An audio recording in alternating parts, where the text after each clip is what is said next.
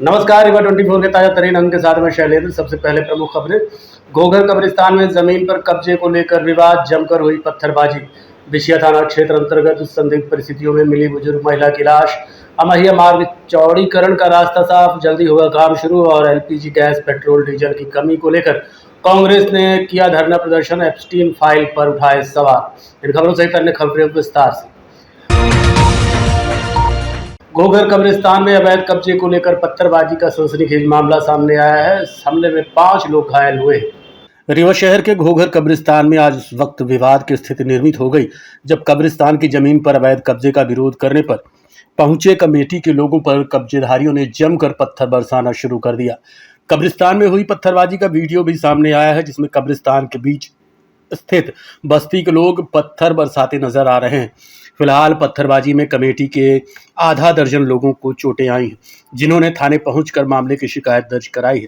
दरअसल पूरा मामला वक्फ बोर्ड में दर्ज कब्रिस्तान की जमीन पर है, जिस पर कई वर्षों से मुस्लिम समाज का ही एक तबका कब्रिस्तान की देखरेख के लिए निवासरत है। बताया गया कि कब्रिस्तान में कमेटी व स्थानीय युवाओं के द्वारा सौंदर्यीकरण सहित सड़क व बाउंड्री निर्माण कराया जा रहा है। इस बीच वहां पहले से ही काबिज लोगों ने कब्रिस्तान की जमीन पर पत्थर गाड़कर अवैध रूप से कब्जा करने का प्रयास किया। आज दोपहर जब कमेटी के लोग मौके पर पहुंचे और विरोध जताया तो विवाद की स्थिति निर्मित हो गई और बस्ती के लोगों ने हमला करते हुए जमकर पत्थरबाजी की। फिलहाल घटना से आक्रोशित होकर सिटी कोतवाली थाना पहुंचे पीड़ितों ने शिकायत दर्ज कराई है। आरोप है कि कब्रिस्तान में अनाधिकृत रूप से बस्ती बनाकर रहने वाले लोगों द्वारा आपराधिक कृत्य किए जाते हैं, जिसकी शिकायत पहले भी कई बार की जा चुकी है। फिलहाल पत्थरबाजी में घायल लोगों सहित कमेटी के लोगों ने थाने में शिकायत कर पुलिस से कार्रवाई की मांग की है। कब्रिस्तान में कुछ पत्थर गाड़ने का मामला था, तो हम लोग फोन आया कि आना है, देखिए भाई क्या है। तो वहाँ पे गए तो औरतों ने उल्टी सीधी हरकतें शुरू कर दी और बीच में हम समझाने जाने के लिए गए तो उसमें से एक रईस नाम का लड़का है, जमील उनका लड़का है, उसने हमको एकदम बहुत बड़ा सा पत्थर उठा के हमारे हाथ पे डायरेक्ट मार दिया। हम तो ईटे पत्थर चल रहे थे, आप लोगों का मामला क्या रखे हो? घटना ये थी कि उन लोगों ने पत्थर कुछ गाड़ा था उन लोगों ने वहाँ पे हद कब्जे के हिसाब से। तो लोग इकट्ठा होके गए हैं वहाँ पे उन लोगों को बात करने समझाने के लिए। तो वहाँ की औरतों ने मतलब कि उल्टी सीधी हरकतें बात शुरू कर दी। कब्जा किया जा रहा है कब्रिस्तान के भूमि में, इसलिए प्रशासनिक अधिकारी क्या कर रहे हैं? आप लोगों ने कभी शिकायत? वही तो बात हुई कि पटवारी अगर गाड़ने आए थे तो जो पब्लिक थी उनको उनमें से किसी को बुलाना चाहिए, आपको कोई नहीं बुलाया। और वो किसने किया, साजिशन किया, किसने किया, किसका हाथ है, ये अभी बिल्कुल नहीं मालूम। हो जाएगा पता। और पटिया अगर पटवारी ने गाड़ा तो भाई आप और भी साहब है, पटवारी साहब है, तो और लोगों को बुलाएं भाई, आप हाथ पूछे उनकी। बस इसी बात को लेके गए तो वहाँ पे जो औरतों का जमावड़ा और फिर वो उल्टी सीधी हरकतें, माँ बहन की गालियां। और मैं समझाने के लिए नमाज पढ़ के गया समझाने के लिए, तो उसका एक लड़का है वो जमील साहब का, उसने इतना बड़ा पत्थर हमारे हाथ पे डायरेक्ट मार दिया। फिर जैसे पत्थर हमको चला तो मैं उनके बीच में और रहा कि और ना मारे कहीं। तो फिर एक पत्थर इनके मारने के बाद एक पत्थर ये मेरे जान में मारा है कि यहाँ पे, और इनको अकील भाई को वहीं पास थे तो उनको भी मारा है। अरे जमीन में कब्जा जो है इसके हटाने के लिए आप लोगों ने प्रशासन से कभी कहा कि जो अवैध कब्जा? ये तो बात चल रही है, पहले से हो रही है बात, लेकिन ये बात होते होते बीच में पत्थर क्या गया है, समझिए बात को। ये जमीन का मुद्दा काफी दिनों का है और पहले से बहुत सारी कंप्लेन हम लोगों के द्वारा दी जा चुकी है। अभी ही फिलहाल हम लोगों ने यहाँ पे पुलिस चौकी में मतलब यहाँ पे गश्त करने के लिए आवेदन दिया था और वो आवेदन हम लोगों ने नगर निगम कमिश्नर को भी देके रखा हुआ है। अभी ही रमजान से पहले ये देके रखा था। यहाँ पे संदिग्ध गतिविधियां देखी जाती हैं, कोरेक्स की बिक्री यहाँ पे होती है, कबाड़ी मोहल्ले के बहुत से तस्कर यहाँ आते हैं और यहाँ के तस्कर बिक्री का काम करते हैं। चोरी की गाड़ियां पकड़ी गई है। इसी को बचाने के लिए हम लोगों ने बोला था कि यहाँ पे कम से कम 1 बार 2 बार यहाँ पे गश्त हो पूरे दिन में, और यही सिलसिला जब चल रहा था आज रास्ते रोकने की कोशिश की गई। जो अभी हम लोगों ने रैंप का काम किया वहां पे इन्होंने पत्थर गाड़ दिया और बोला कि ये हमारी जमीन है, जबकि ये जमीन वक्फ की है, इसके सारे कागजात जमा है और वक्फ की जमीन जो है वो आज स्थानांतरित है। ये बार बार कहते हैं कि हमारा पट्टा है। जब जमीन वक्फ में चढ़ गई और राजपथ में चढ़ गई तो वो तो आज स्थानांतरित है। किसी भी तरीके का अतिक्रमण जो है वो वक्फ की जमीन में जायज नहीं कहलाता है, उसको तुरंत हटाया जाना चाहिए। इसका आवेदन बार बार हम लोग दे रहे हैं। इन लोग के साथ हमेशा से ये हो रहा है, ऐसा नहीं कि पहली बार हो रहा है। इनके अगेंस्ट में कम से कम 10 से 15 FIR पुरानी पड़ी हुई है। ये लोग एक साथ इकट्ठे हो जाते हैं, लोगों को पत्थर मारते हैं, दौड़ाते हैं, यही काम करते हैं, सारी औरतों को आगे करते हैं और अनाप शनाप इल्जाम लगाने की कोशिश करते हैं। हमारे अध्यक्ष साहब को भी लेके इन्होंने काफी अनाप शनाप की कोशिशें करी लगाने की। रोज इनके यहाँ पे आपसी भी काट मार का काम होता है, तो थोड़ा सा आप इनको देखिए। और आज झूठे इल्जाम लगाते हैं। आज इन्होंने पत्थरबाजी करी है जिसमें हमारे 6 से 7 लोग यहाँ पे घायल हुए।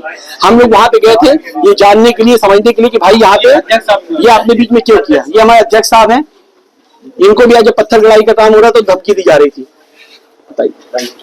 इस नंबर पे ये जो है पत्थरगड्डी कर रहे थे वो नंबर 141 139 नंबर की है जो वक्फ संपत्ति है, और उसी नंबर पे मजार भी बना हुआ है और गरीब खाना भी बना हुआ है। सारा रास्ता रोक दिया था। उसी में ये लोग पत्थर गाड़ कर अवैध कब्जा कर रहे थे, जिससे ये हमारे जो वहाँ के कार्यकर्ता हैं गए, मना किए, उस पर कुछ लोगों ने इनके साथ पत्थरबाजी किया।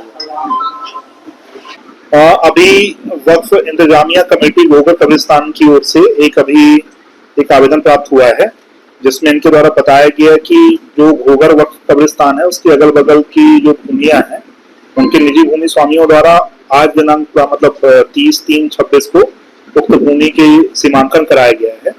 उस सीमांकन में जो कब्रिस्तान की कुछ भूमियां हैं वो प्रभावित हो रही, जैसा कि इनके द्वारा अपने आवेदन पत्र में उल्लेख किया गया है। और इसी तारतम्य में पटवारी को जांच हेतु निर्देशित किया गया। जैसे ही जांच रिपोर्ट आती है तो उसमें फिर क्या वैधानिक कार्रवाई की जा सकेगी उस पर आगे निर्णय। बिछिया थाना अंतर्गत एक बुजुर्ग महिला की लाश संदिग्ध परिस्थितियों में मिली है। मौके पर रीवा SP शैलेंद्र सिंह चौहान पहुंचे और अधिकारियों को दिशा निर्देश जारी किए। रीवा जिले के बिछिया थाना क्षेत्र में एक बुजुर्ग महिला की संदिग्ध परिस्थितियों में लाश मिलने से इलाके में सनसनी फैल गई। मामला बिछिया थाना अंतर्गत का है, जहां लीलावती पटेल नाम की बुजुर्ग महिला का शव संदिग्ध हालत में मिला। घटना की जानकारी मिलते ही पुलिस मौके पर पहुंची और जांच शुरू की गई। मौके पर रीवा SP शैलेंद्र सिंह चौहान भी पहुंचे और घटना स्थल का निरीक्षण कर अधिकारियों को आवश्यक दिशा निर्देश दिए।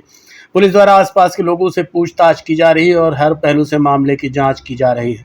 फिलहाल पुलिस मामले को संदिग्ध मानते हुए जांच कर रही है। पोस्टमार्टम की रिपोर्ट के बाद ही मौत के कारणों का खुलासा हो सकेगा।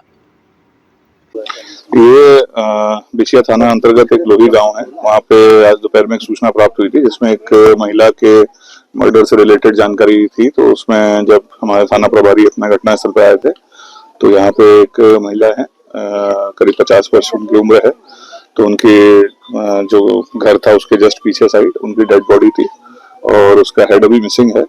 अभी हम लोग पूरा घटनास्थल का सब हम लोगों ने निरीक्षण किया है। पूरे अभी पंचनामा वगैरह कार्रवाई हुई है, बॉडी को रवाना कर दिया गया है। अभी उसका PM होने के बाद उसमें और स्पष्ट होगा कि क्या क्या घटनाक्रम हुआ था। और बाकी जो स्थानीय लोग हैं जो आसपास के हैं उनसे भी हम लोग पूछताछ करके इसके संबंध में जानकारी जुटा रहे हैं और प्रयास करेंगे कि शीघ्र से शीघ्र इसका खुलासा हो। सर कुछ ऐसा हथियार मिला जिससे ये घटना की गई? अभी हथियार नहीं मिला है, कोई प्रयास कर रहा है, अभी सर्च कर रहे हैं हम लोग। फिर मिला महिला का फिर? नहीं वो भी अभी हम लोग सर्च। मेरी माँ है लीलावती पटेल, ये किसके साथ रहती थी? अकेले रहती थी। कैसे घटना हुई, क्या हमको नहीं पता, मैं ससुराल में थी। कब पता चला आपको? कैसे? ये बगल वाले लोग के तो बताए हैं, हम भी नहीं थे, फिर पता चली है। लड़की गई थी मेरी, आई हूँ। किसी से कोई दुश्मनी थी कुछ ऐसा? नहीं, ऐसे किसी से नहीं थी, नहीं पता रहा क्या दुश्मनी हुई क्या नहीं हुआ, कुछ पता नहीं है। उनका सर गायब है, ब्रूटल हत्या हुई है, तो कुछ तो मामला रहा होगा। नहीं पता, हम नहीं थे, ससुराल में थे, आज आई हूँ। अमहिया मार्ग चौड़ीकरण का रास्ता साफ हो गया है। इसको लेकर अधिकारियों ने आज मौके पर पहुंचकर निरीक्षण किया। बड़ी खबर रीवा से है, जहां शहर के अमहिया मार्ग में प्रशासन ने सड़क चौड़ीकरण के लिए बुलडोजर चलाने की तैयारी पूरी कर ली है। प्रशासन ने इस मार्ग में करीब 165 अतिक्रमणकारियों को चिन्हित कर उन्हें नोटिस भी थमाया है। अब खुद से अतिक्रमण हटाने की अपील की है। दरअसल रीवा शहर के सिरमौर चौराहे से अमहिया मार्ग होते हुए अस्पताल चौराहे तक नगर निगम आयुक्त ने राजस्व टीम के साथ निरीक्षण किया। इस दौरान जल्द से जल्द अतिक्रमण हटाने के निर्देश दिए हैं। निगम आयुक्त डॉक्टर सौरभ सोनबड़े ने बताया कि इस मार्ग के चौड़ीकरण को लेकर चिन्हित 165 अतिक्रमणकारियों को पहले भी नोटिस जारी किया जा चुका है। बताया गया है कि सड़क को 18 मीटर तक चौड़ा करने के लिए नाप जोख भी पूरी हो चुकी है और जल्द ही अवैध कब्जे हटाकर मार्ग का चौड़ीकरण किया जाएगा, जिससे शहर को जाम से मुक्ति मिलेगी। ये जो बहुत दिनों से एक्सरसाइज चल रही है हमारी अमैया रोड से अस्पताल चौराहा तक का दोनों साइड का जो अतिक्रमण हटना है, उसी संदर्भ में निरीक्षण करके संबंधित जो लोग हैं उनको बताया गया है कि जितना उनका अतिरिक्त कब्जा है जहाँ पर रोड चौड़ीकरण होना है वो खुद से हटाएंगे। और उसमें लगभग सभी लोगों ने सहयोग भी, मुझे लगता है सब सहयोग करने की भावना रखते हैं और उन्हें बोला भी है कि हम खुद से ही उसको हटा भी लेंगे। तो इससे क्या है, रोड चौड़ीकरण जो है हमेशा यहाँ ट्रैफिक जाम लगा रहता है, एम्बुलेंस फंसने की कई बार शिकायतें आती है और सुपर स्पेशलिटी के सामने, इन समस्याओं से निजात मिल पाएगी और लोगों के सहयोग से ही पूरी ये जो कार्रवाई संपन्न होगी। रीवा में आज जिला कांग्रेस कमेटी ने पेट्रोल, डीजल और एलपीजी गैस की कथित कमी को लेकर जोरदार विरोध प्रदर्शन किया। सिमौर चौराहे पर हुए इस धरने में कांग्रेस कार्यकर्ताओं ने सरकार के खिलाफ जमकर नारेबाजी की। जिला कांग्रेस कमेटी के बैनर तले आयोजित इस प्रदर्शन में बड़ी संख्या में कार्यकर्ता शामिल हुए। प्रदर्शनकारियों का आरोप है कि शहर में पेट्रोल, डीजल और गैस की कमी आम जनता को परेशान कर रही है। कांग्रेस नेताओं ने आरोप लगाया कि ये कमी प्राकृतिक नहीं बल्कि कृत्रिम रूप से पैदा की गई है। उनका कहना है कि मुख्य मुद्दे एप्स्टीन फाइल से ध्यान भटकाने के लिए इस तरह की स्थिति सरकार बना रही है। प्रदर्शन के दौरान कार्यकर्ताओं ने मांग की कि ईंधन की आपूर्ति जल्द सामान्य की जाए और जनता को राहत दी जाए। फिलहाल इस मामले में प्रशासन की ओर से कोई भी आधिकारिक प्रतिक्रिया अभी तक नहीं आई है। देखिए, जैसा कि आप लोग जानते हैं कि अचानक से हमारे पेट्रोल और डीजल की किल्लत सामने आ गई, किस तरीके से गैस की समस्या आ गई। कांग्रेस पार्टी ये भली भांति तौर पे जानती है कि ये समस्या जो है कृत्रिम तौर पे तैयार की गई है, केवल जनता का ध्यान बांटने के लिए। एप्स्टीन फाइल में जो मुद्दे उठ रहे हैं, मधु पूर्णिमा के द्वारा जिस तरीके के मुद्दे उठाए गए, इन तमाम बातों से देश की जनता का ध्यान हटाने के लिए एक बार फिर देश की जनता को लाइन में खड़ा करने का काम हमारी केंद्र सरकार के द्वारा किया गया है। हम आज का जो ये धरना प्रदर्शन है, उन जनता को तो इस बात से अवगत कराने की आवश्यकता थी, साथ में प्रशासन को भी इस बात से अवगत कराने की आवश्यकता है कि पब्लिक सब जानती है और ये जो किल्लत है इसको दूर की जाए, सभी को गैस समय पे उपलब्ध कराई जाए, आवश्यकता अनुसार उपलब्ध करी जाए और ये जो डीजल की जबरदस्ती की शॉर्टेज दिखाई जा रही है, इसे समाप्त किया जाए। और जो अभी हाल में ही गैस के सिलेंडर के रेट बढ़े हैं, इनको तत्काल प्रभाव से वापस लेने की जरूरत है। देश की जनता वैसे ही महंगाई से परेशान है और उसके ऊपर से आप नित्य नए प्रयास करते हो, देश की जनता को महंगाई की मार देते हो। जैसा कि गैस की कीमत बढ़ा दी, बिजली की दरें बढ़ा दी, अभी आपने हाल में मध्य प्रदेश सरकार ने बिजली की दर बढ़ा दी, डीजल पेट्रोल की दर बढ़ा रहे हो। ये सब काम अब बंद करना चाहिए और महंगाई को कम करने का प्रयास करना चाहिए। ये हमारी आज हमने महामहिम राज्यपाल को ज्ञापन भेजा है, कलेक्टर महोदय। रीवा से एक गंभीर मामला सामने आया है, जहां एक युवती ने पुलिसकर्मी पर घर में घुसकर छेड़छाड़ और मारपीट का आरोप लगाया है। रीवा में एक गंभीर मामला सामने आया है, जहां एक युवती ने पुलिसकर्मी पर घर में घुसकर छेड़छाड़ और मारपीट का आरोप लगाया है। पीड़िता द्वारा पुलिस अधीक्षक को दिए गए आवेदन में आरोप है कि संबंधित पुलिसकर्मी उसके घर में जबरन घुसा, घर की तलाशी ली और उसके साथ अभद्रता की, विरोध करने पर मारपीट करने और जबरन गलत हरकत करने का भी आरोप लगाया गया है। पीड़िता के मुताबिक घटना के समय वो घर में अकेली थी और आरोपी कथित रूप से नशे की हालत में था। शोर मचाने पर किसी तरह वो खुद को बचाने में सफल रही। फिलहाल पीड़िता ने मामले की शिकायत पुलिस अधिकारियों से की है। देखना होगा कि इस गंभीर आरोप पर क्या कार्रवाई की जाती है। जी, मेरे साथ ये घटना हुई थी कि एक पुलिस वाले अंकल आए थे, उनका नाम है राकेश, वो बिछिया थाना के रहने वाले हैं, वहीं मतलब वहीं है उनका, वो ड्यूटी वहीं रहती है। उन्होंने आए थे मेरे घर, वो आए थे चाचू के लिए पूछने, ठीक है, उनका कुछ कारण नहीं था वहाँ, फिर भी वो आए थे पूछने कि तुम्हारे चाचू का कुछ केस है, और रहा कुछ भी नहीं था। वो आए थे मेरे पास, कई दिनों से वो आते थे मेरे घर के पास, 1 घंटे खड़े रहते थे, फिर रात में जाते थे। उनका ये केस था और आए तो मेरे घर में पहले पूछें कि कौन है, तो मैंने कहा कोई नहीं है, जब आएंगे तो आप बात कर लीजिएगा। फिर भी वो नहीं माने थे और वो ड्रिंक भी किए थे, सब कुछ किए थे। फिर वो आए हैं तो मैं अंदर थी, तो मैं उनको कही कि जाइए, तो वो अंदर मेरे देखे, मैंने उनसे झूठ भी भी बोला कि मेरी मम्मी है अंदर, वो कहें कि नहीं मैं देखूंगा। वो अंदर गए, कोई नहीं था मेरे घर में। वो जाकर पेटी के ऊपर मतलब ऐसे बैठे जैसे उनका घर हो, इस तरीके वो बैठे। ठीक, फिर मैं दरवाजे के पास खड़ी थी तो उन्होंने मेरा हाथ पकड़ के खूब तेज से खींचा और मेरे को पेटी के ऊपर लेटा दिए और खुद मेरे ऊपर अटैन हुए। अटैन होने के बाद मेरे चेस्ट में भी हाथ लगाए, उन्होंने मेरे गाल में किस भी किया। तो मैंने उनको खींच के चाटा मारा और फिर मैंने उनको ढोस दिया। ढोसने के बाद उन्होंने क्या हुआ, मेरे मतलब बॉडी में वो हाथ फेरने के बाद मैंने उनको ढोसा। वो इतना कर्रा से मेरे को पकड़े थे। फिर मैंने उनको ढोस के छत के ऊपर गई। उन्होंने मेरे को छत के ऊपर से भी घसीट के लाया तो मैंने उनको 2 सीढ़ी में मारा। उन्होंने 2 सीढ़ी में गिर गए। उनके ब्लैक कलर का वो पैंट पहने थे, वाइट कलर का शर्ट पहने थे। उनके पैंट में दाग भी लग गया था धूल का। और क्या हुआ था, फिर ताला अपने से बंद किया मेरे रूम में और कहते हैं कि तुमने बंद किया। ठीक है, मैं बंद की हूँ तो मैं घर में हूँ तो मैं क्यों बंद करूँगी। और फिर उसके बाद उन्होंने चाबी मेरे को वापस आए। जब मैं थाने पहुँची तो वहाँ कुछ भी सुनवाई नहीं हुई। उन्होंने कह रहे हैं कि अपना केस वापस लो। ऐसे कैसे केस? कौन कह रहा था केस वापस लो? वहाँ के पुलिस वाले लोग कह रहे थे केस अपना वापस ले लो। और राकेश अंकल कह रहे थे कि वो पैसा मैं दूंगा, जितना लूँगी वो मांग कर रहे हैं, कह रहे हैं कि मैं पैसा दूंगा, केस वापस ले लो।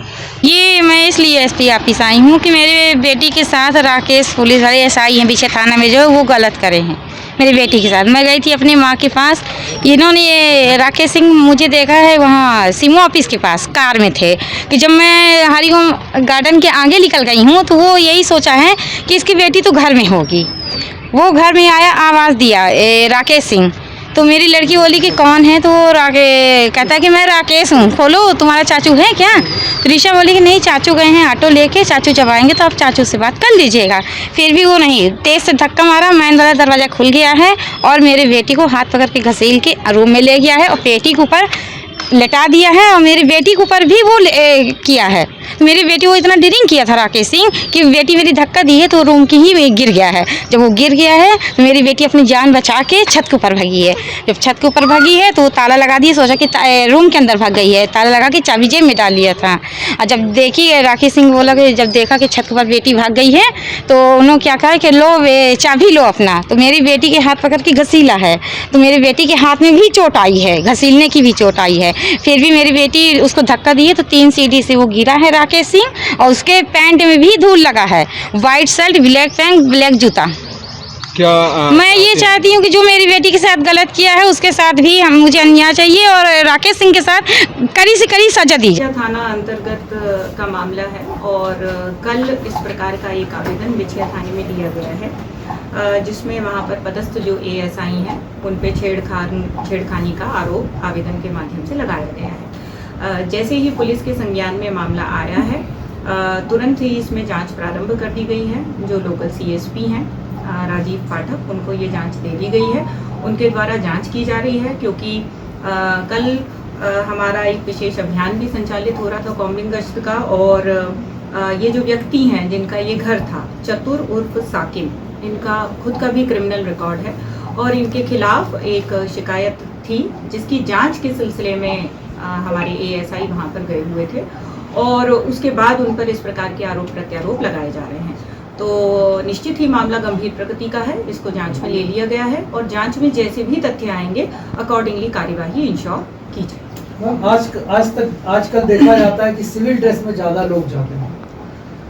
वैसे तो पुलिस यूनिफॉर्म में ही जाती है, लेकिन कई बार कुछ गुप्त सूचनाएं जब कलेक्ट करनी होती है तो पुलिस बिना यूनिफॉर्म के भी जाती है, पर प्रायः यूनिफॉर्म में ही कार्यवाहियां इंश्योर की जाती है। मैम, उनका आरोप है कि एक जो बेडरूम है उनके गिलास में पानी रखा हुआ है कि यही गिलास में पानी थी। उसका फिंगरप्रिंट्स अगर जांच करवा ली तो ये भी साबित हो जाएगा कि बेडरूम के अंदर वो आए थे हमारे। जैसा कि अब आप बता रहे हैं कि काफ़ी सारी चीज़ें वो कह रही हैं और सभी चीज़ों को हमने रिटर्न में उनसे ले लिया है और जैसा भी होता है उसको निश्चित ही जांच के बाद अग्रिम कार्यवाही इंश्योर की जाएगी। देखते रहिए Rewa 24 news city cable network. मिलते हैं छोटे से ब्रेक के बाद। शर्मा की दुल्हन जब ब्याह के आई संगरीवा ज्वेलर्स का हार ले आई, छा गया नाम शर्माइन का गहना, हाय रे शर्माइन का गहना, हाय रे शर्माइन का गहना। शर्मा ने बहन का ब्याह रचाया, रीवा ज्वेलर्स का सेट फिर से ले आया, बन गया वो मिसराइन का गहना, हाय रे मिसराइन का गहना, हाय मिश्रा इनका बेटा अफसर बन गया। पत्नी के गले में आईना चमक गया, बन गया वो अप्सरा इनका गहना। हाय रे अप्सरा इनका गहना, हाय रे अप्सरा इनका गहना। शर्मा इनकी बिटिया डोली चढ़ गई, हार पे डायमंड की रोशनी जग गई, बन गया नई बहुरा इनका गहना। हाय रे बहुरा इनका गहना। रीवा से लेकर बिंद तक छाया, हर शादी में रीवा ज्वेलर्स का नाम आया। पीढ़ी दर पीढ़ी विश्वास जगाया, रीवा ज्वेलर्स ने हिस्सा निभाया। कोई ब्याह कराए या न कराए, हाय पर गहना बनाए तो रीवा ज्वेलर्स से बनाए।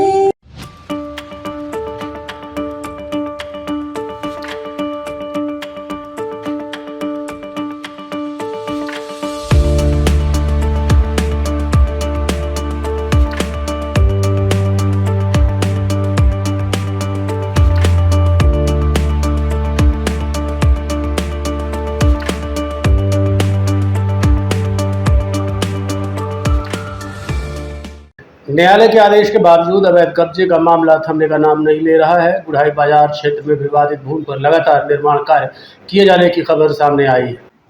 न्यायालय के आदेश के बावजूद अवैध कब्जे का मामला थमने का नाम नहीं ले रहा है। गुड़ाई बाजार क्षेत्र में विवादित भूमि पर लगातार निर्माण कार्य किए जाने की खबर सामने आई है। मामला गुड़ाई बाजार का है, जहां न्यायालय द्वारा स्पष्ट निर्देश जारी किए जाने के बाद भी संबंधित भूमि पर निर्माण जारी है। बताया जा रहा है कि इस भूमि को लेकर पहले से विवाद चल रहा था और कोर्ट से यथास्थिति बनाए रखने के आदेश दिए गए थे।